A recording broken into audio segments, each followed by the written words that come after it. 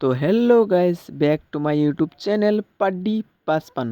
তো আজকে আমাদের বাসার সামনে যে গাছগুলা ছিল সেই গাছগুলা বিক্রি করে দিছে। ওইগুলা আজকে কাটতে আসছিল, কত সুন্দরভাবে সব গাছ কাটে ফেলায় দিছে। আমাদেরকে সবাইকে কষ্ট লাগতেছে কারণ গাছগুলা কাটে ফেলায় দিছে।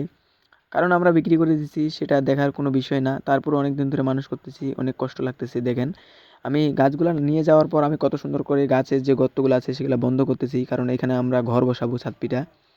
তো দেখেন আমরা এতটা কষ্ট পাইছি গাছগুলা কাটে, আসলেই অনেকটা কষ্ট পাইছি। কারণ আমাদের এখানে যতগুলা কামলা আছে সবাই এখানে আসে জিরায়, ঠান্ডাতে ছায়াতে থাকে।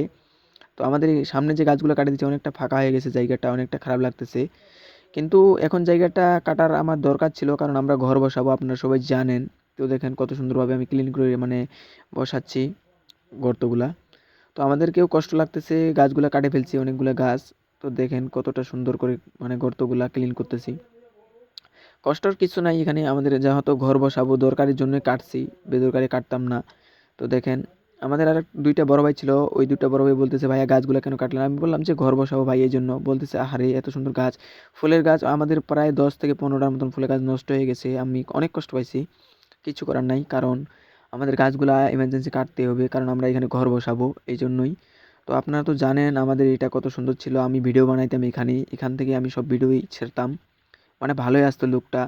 তো কী করবো আর, কাটাই লাগছে। তো এতক্ষণ ধরে ভিডিও দেখার জন্য সবাইকে ধন্যবাদ, সবাই আমাদের জন্য আশীর্বাদ করবেন।